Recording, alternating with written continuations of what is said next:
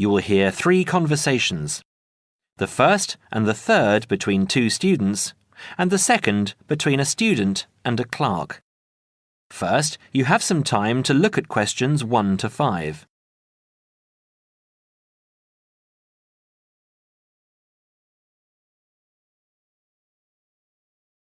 Now we shall begin. You should answer the questions as you listen, because you will not hear the recording a second time. Listen carefully and answer questions 1 to 5. Hi, it's Mike, isn't it? Yes, and you're... Phoebe. Phoebe, right. Where are you headed? I'm looking for the main hall. So am I. Are you going there to register for next year? Yes, I was told to go to administrations and fill in an application form. That's what I'm about to do. I went to information and they told me it was at the end of this corridor. Then we have to turn left and immediately right. That should lead us to the exit, where opposite we should find the entrance to ground level main hall. It's a big old red building.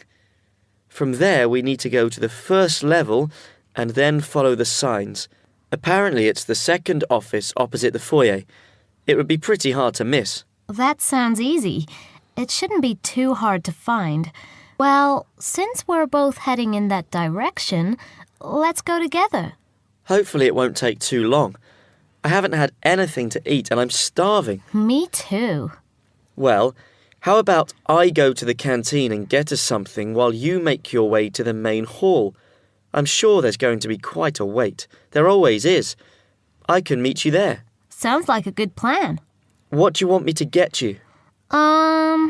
How about a chicken and salad roll and a drink? Okay. What if they don't have a chicken and salad roll? Anything similar like ham and salad or just plain salad and cheese. Oh, and don't forget the drink. I feel so dehydrated. No problem. What type of drink? I don't know. How about a Coke? No, nothing like that. Something healthier. An orange juice? They're usually full of sugar unless you get it freshly squeezed. Water? Yes, that's perfect. Here, take £2. That should cover it. If it's more, I'll give it to you when you get back. I only have a 20, and you know that they get cranky if you give them large notes. Okay. See you in 5 minutes. Before you hear the rest of the conversation, you have some time to look at questions 6 to 10.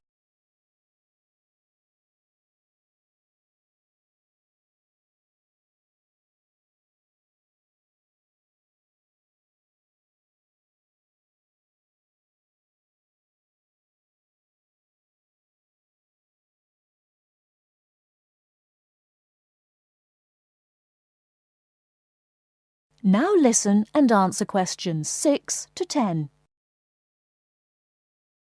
First year economics. I'll just have to fill out this form for our records. What's your name? Phoebe Payne. Can you spell that for me? Sure. P-H-O-E-B-E-P-A-Y-N-E. Your address? 6 Wainwright Avenue. That's W-A-I-N-R-I-G-H-T, Nottingham.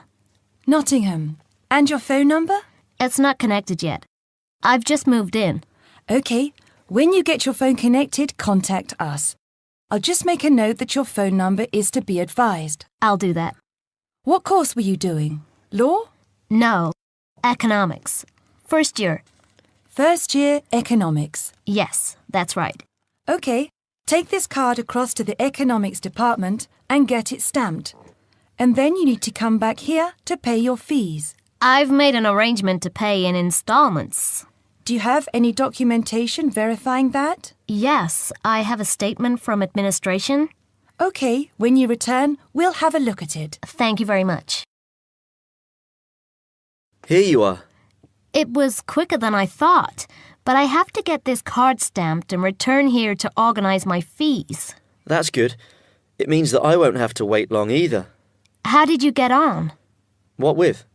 Oh, the food.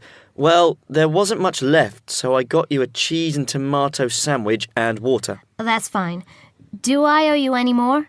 No, I need to give you back £3. But I only gave you 2. Oh, yeah. I thought you gave me a £5. OK, so we're square. So what do I have to do? Go to the desk and give your personal details.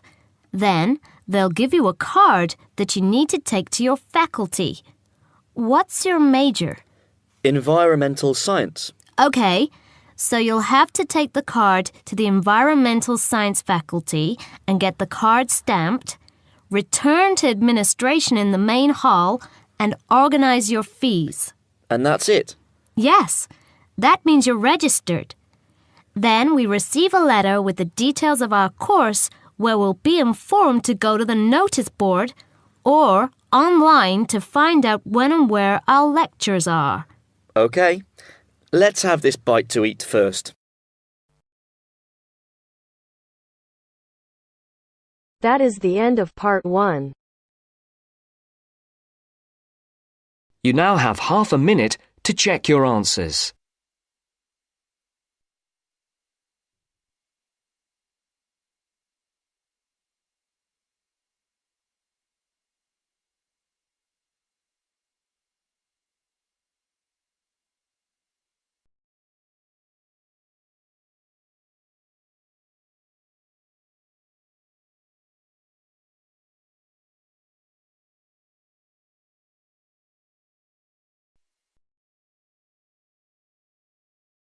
Now turns to part 2. Part 2. You will hear part of an interview between Dr. Hilsden, a member of staff on a fashion design course, and a student, Julia, who is applying to do the course. First, look at questions 11 to 13.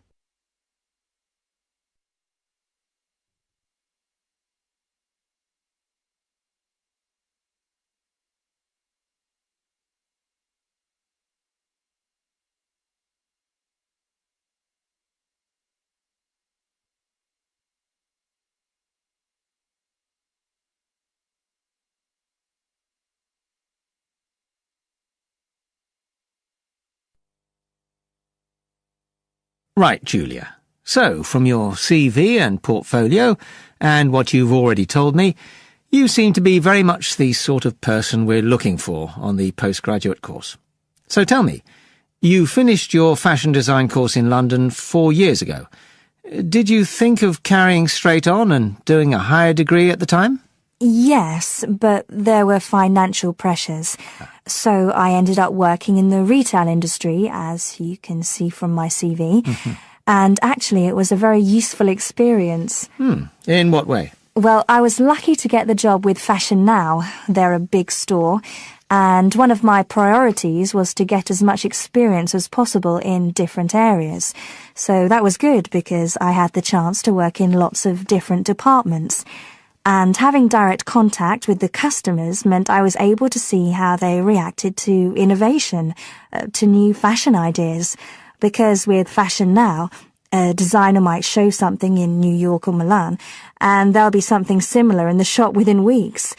So that was probably the most useful thing for me. Right. And so what's made you decide to do a postgraduate course now? Well, while I enjoyed working at Fashion Now, and I learned a lot there, I felt, the way forward would have been to develop my managerial skills, rather than my skills in fashion design, and I'm not sure that's what I want to do. Yes. When I was doing my degree in London, I'd been interested in women's wear, but I know that there's been a lot of work done in areas like new fabric construction. And though I'm not intending to go too deeply into the technology, I'd be very interested in looking at how new fabrics could be used in children's wear. So I'd like the chance to pursue that line. Yes, good. And are you at all concerned about what it's going to be like coming back into an academic context after being away from it for several years? No, I'm looking forward to it. But I'm basically more interested in the application than the theory. or at least that's what I've found so far, and I'm hoping the course will give me the contacts and skills I need eventually to set up my own enterprise. I'm particularly interested by the overseas links that the department has.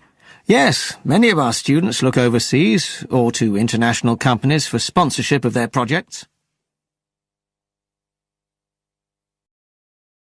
Before the talk continues, look at questions 14 to 20.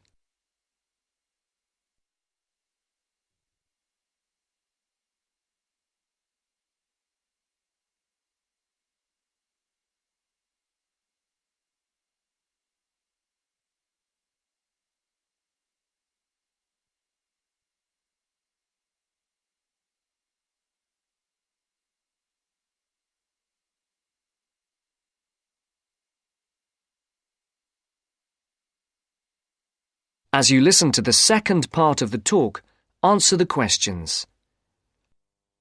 And the facilities here look excellent. I just went to look at the library. It's really impressive. There's so much room compared with the one at my old university. Yes, most students find it's a good place to study. And there are link-ups to other universities, of course, and all the usual electronic sources. The staff run an information skills programme, which we recommend all postgraduates do in the first week or two. Design students find these special collections particularly useful. Yes. Then we have a separate computer centre, which has its own academic coordinator, Tim Spender. He's got a background in art design, and the ethos of the centre is that it's a studio for innovation and creativity, rather than a computer laboratory. Oh, right. I liked the study spaces where students can sit and discuss work together. Very useful for joint projects. We always had to do that sort of thing in the cafeteria when I was an undergraduate.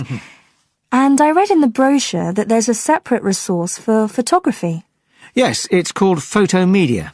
It's not just for photography, but things like digital imaging and new media.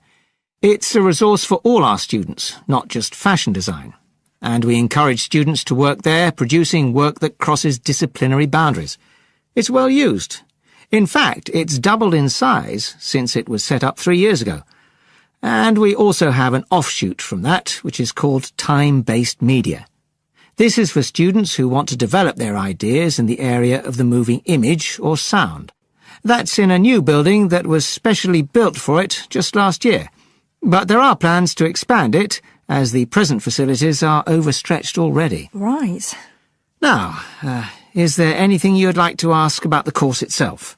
I know it's a combination of taught modules and a specialist project, but how does assessment fit in? Well, as you'd expect on a course of this nature, it's an ongoing process. The degree course has 4 stages, and there are what we call progress reviews at the end of each of the first 3. Then the final assessment is based on your project. You have to produce a report, which is a critical reflection on your work. And is there some sort of fashion show? There's an exhibition. The projects aren't all focused on clothes as such. Some are more experimental, so that seems more appropriate. We ask representatives of fashion companies along, and it's usually well attended. Right. And another thing I wanted to ask. That is the end of part 2. You now have half a minute to check your answers.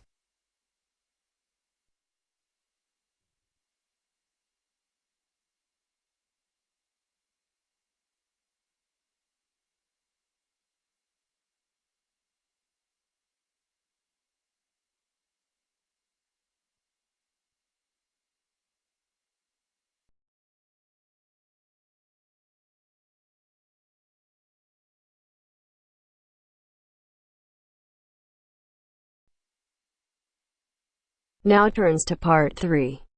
Part 3. You'll hear a discussion between 2 students and their teacher on a planned charity event. First, you have some time to look at questions 21 to 25.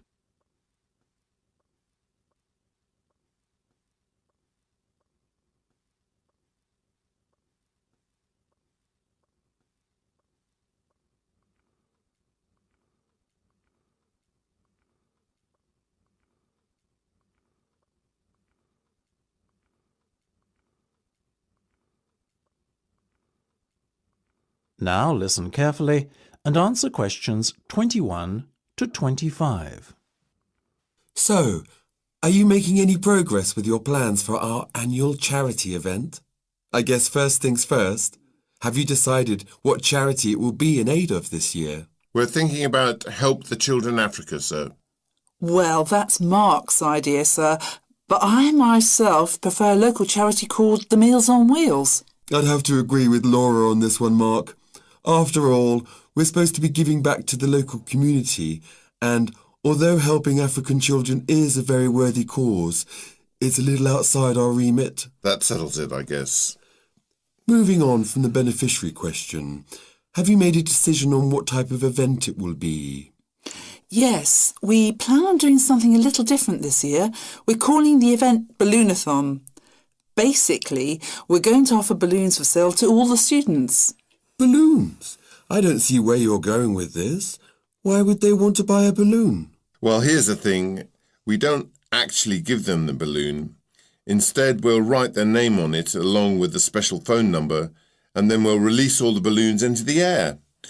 When they fall to the ground, if a person finds one and rings a special number, then both he and the student who've bought the balloon will win a gift voucher. That sounds like an excellent idea, guys. Well thought out. This Balloonathon has a real novelty value attached to it, don't you think?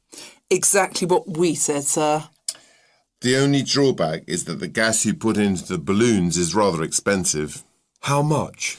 About £20 per canister, and we'll need about 10. And how many balloons are you planning to blow up? Well, there are over 1,000 students in the school, so if even 1/3 of the students buy one, we'd need about 350 balloons. We've decided to order 500 so we don't run out. The good thing is we can return the canisters of gas if we don't use them, and the balloons aren't expensive, so there's no real risk of us spending a lot of money without getting a good return. You two have really thought this one out. I'm impressed. Before you hear the rest of the discussion, you have some time to look at questions 26 to 30.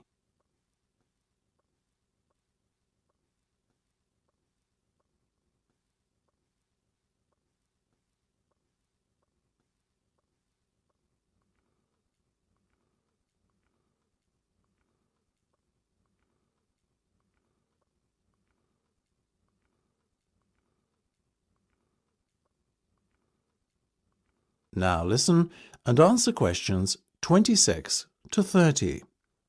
Thank you, sir. So, how much money do you think we can raise? Well, each balloon costs about 1p, and when it's filled with gas, it's going to cost us about 50 pence. We reckon that if we sell our balloons at a price of £1.50 and we sell all 500 of them, we'll end up making a profit of £1 per balloon. So that's £500 in total. That's fantastic. And it gets better, sir. We've secured a sponsor for our event who's going to give us £1,000. How did you find a sponsor? The balloon company we approached about buying the balloons asked us if we'd be interested in letting them sponsor us too. What's in it for them? They're going to print their logo on every balloon. I think you've done a good deal there. Thank you, sir. So, do we have your approval to confirm our order? Absolutely. But you know, I think we can sell more balloons if we set our minds to it. So why not order double the amount? 1,000 instead of 500. We're going to need more than 10 canisters of gas then. Double the amount, presumably. Correct. OK, let's go for it. Let's make this year's charity event our most successful ever. That is the end of part 3. You now have half a minute to check your answers.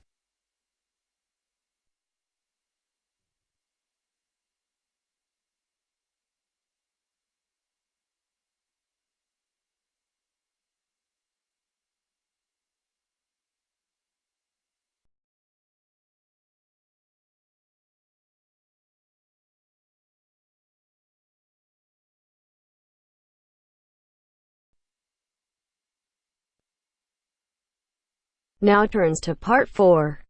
Part 4. You will hear a lecturer in education talking about some experiments done in the USA to investigate the effects of reducing class sizes.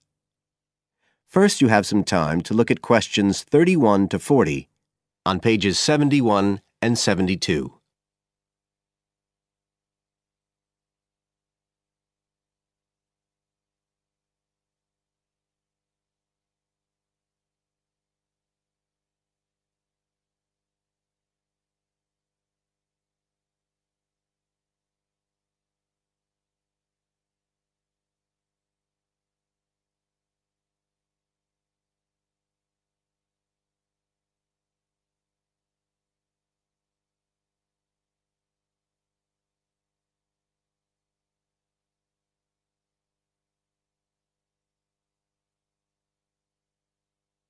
Now listen carefully and answer questions 31 to 40. All over the world, there are passionate arguments going on about how educational systems can be improved. And of all the ideas for improving education, few are as simple or attractive as reducing the number of pupils per teacher. It seems like common sense. But do these ideas have any theoretical basis? Today, I want to look at the situation in the USA and at some of the research that has been done here in America on the effects of reducing class sizes.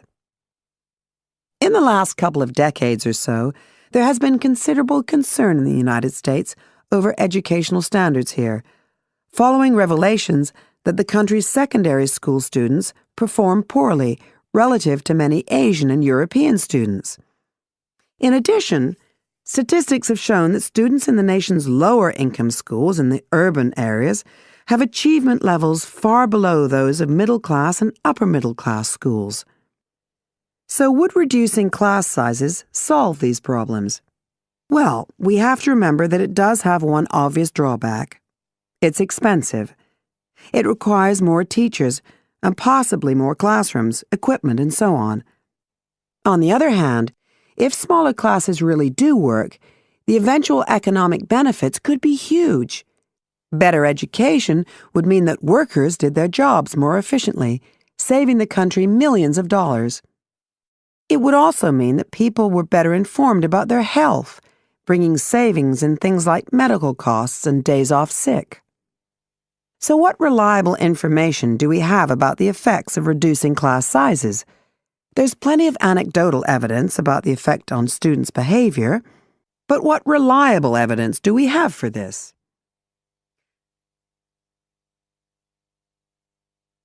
Let's have a look at 3 research projects that have been carried out in the USA in the last couple of decades or so. The first study I'm going to look at took place in the state of Tennessee in the late 1980s. It involved some 70 schools. In its first year, about 6,400 students were involved, and by the end of the study, 4 years later, the total number involved had grown to 12,000. What happened was that students entering kindergarten were randomly assigned to either small classes of 13 to 17 students or regular-sized classes of 22 to 26.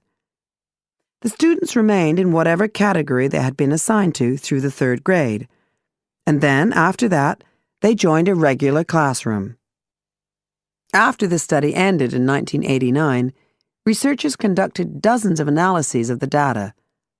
Researchers agree that there was significant benefit for students in attending smaller classes, and it also appears that the beneficial effect was stronger for minority students. However, there's no agreement on the implications of this. We still don't know the answer to questions like how long students have to be in smaller classes to get a benefit, and how big that benefit is, for example. The second project was much larger and took place in California. Like the Tennessee study, it focused on students from kindergarten through to grade 3, but in this case, all schools throughout the state were involved. The experiment is still continuing, but results have been very inconclusive, with very little improvement noted. And the project has, in fact, also had several negative aspects. It meant an increased demand for teachers in almost all California districts. So the better-paying districts got a lot of the best teachers, including a fair number that moved over from the poorer districts. And there were a lot of other problems with the project. For example, there weren't any effective procedures for evaluation. All in all, this project stands as a model of what not to do in a major research project. A third initiative took place in the state of Wisconsin at around the same time as the California project began. And it's interesting to compare the two. The Wisconsin project was small. Class sizes were reduced in just 14 schools, but it was noteworthy because it targeted schools at which a significant proportion of the students were from poor families, compared with California's one-size-fits-all approach. Analysts have found that the results are very similar to the Tennessee project, with students making gains that are statistically significant, and that are considerably larger than those calculated for the California initiative. Now, I'd like to apply some of these ideas to the latest.